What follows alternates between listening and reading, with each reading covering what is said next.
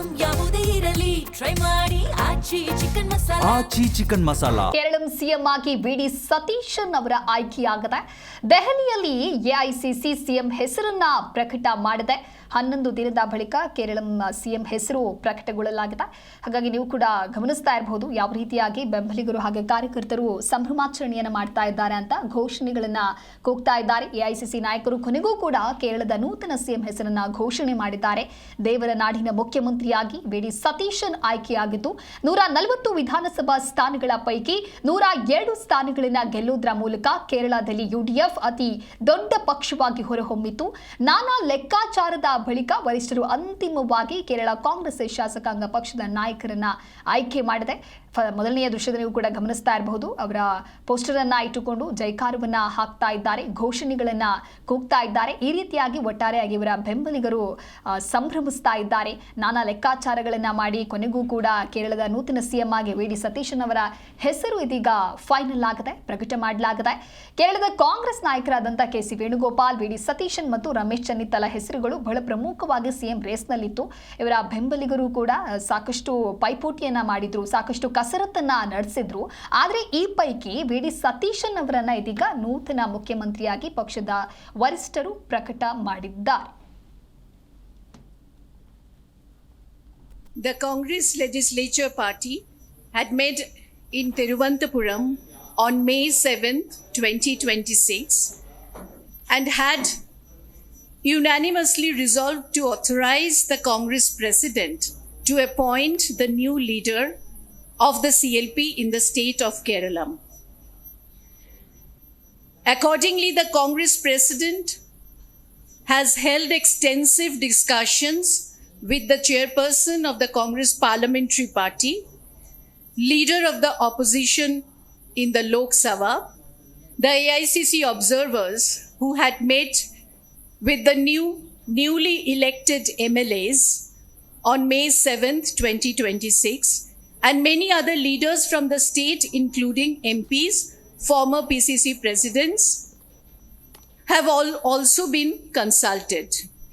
Based on all these discussions, it has been decided that Shri V.D. Satishan be appointed as the leader of the CLP. Thank you so much.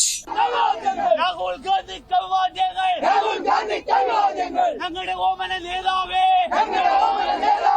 വിടി സതീശ നേതാവേ കേരള മുഖ്യ വിടി സതീശ നേതാവേ അങ്ങേക്കായിരം അഭിവാദ്യങ്ങൾ. ಚುನಾವಣೆಯಲ್ಲಿ UDF ಬಹುಮತ ಪಡೆದ ತಕ್ಷಣವೇ ಮುಖ್ಯಮಂತ್ರಿ ಅಭ್ಯರ್ಥಿ ಆಯ್ಕೆಯ ಬಗ್ಗೆ ಪಕ್ಷದೊಳಗೆ ತೀವ್ರವಾದಂಥ ಚರ್ಚೆಗಳು ಶುರುವಾಗುತ್ತೆ.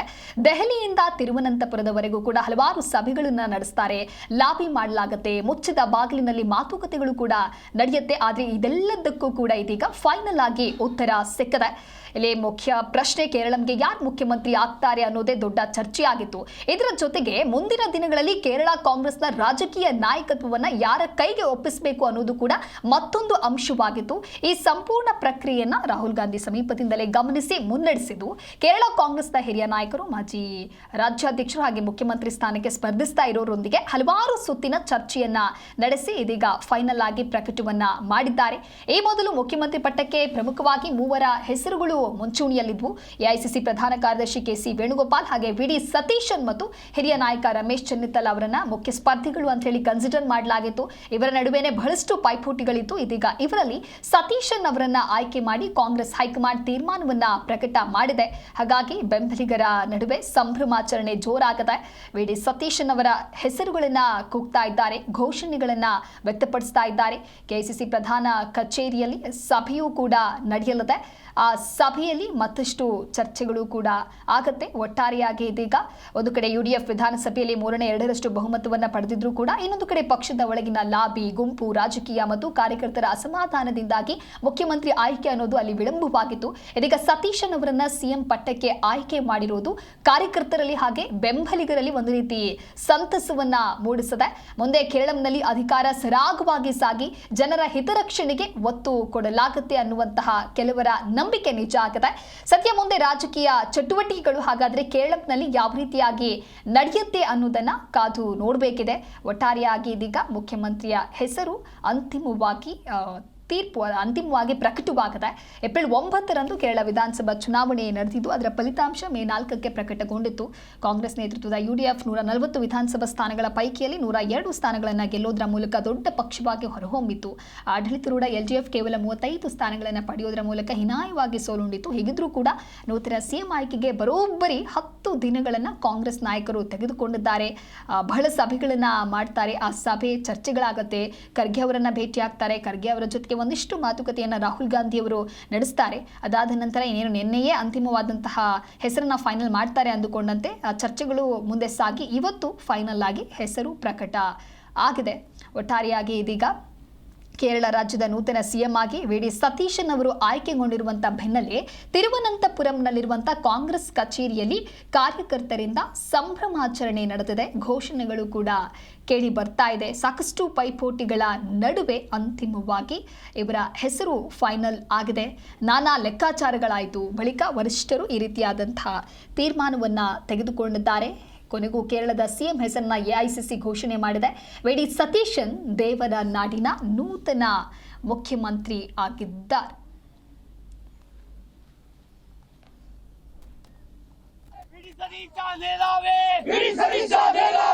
ಕೇರಳ ಮುಖ್ಯ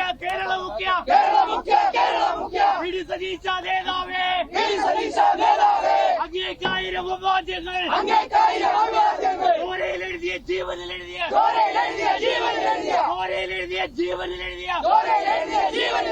ആയിരം അവാദ്യങ്ങൾ ഞങ്ങളുടെ ഓമന നേതാവേ കേരള മുഖ്യ നേതാവേ ವಿ.ಡಿ. സതീശ നേതാവേ അങ്ങേക്കായിരം രാഹുൽ ഗാന്ധിക്ക് അവാദ്യങ്ങൾ ഞങ്ങളുടെ ഓമന നേതാവേ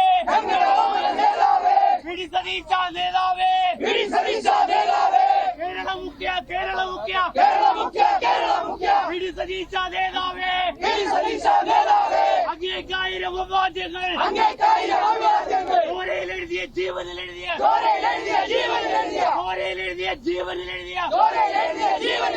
ആയിരം അവാദ്യങ്ങൾ ഞങ്ങളുടെ ഓമന നേതാവേ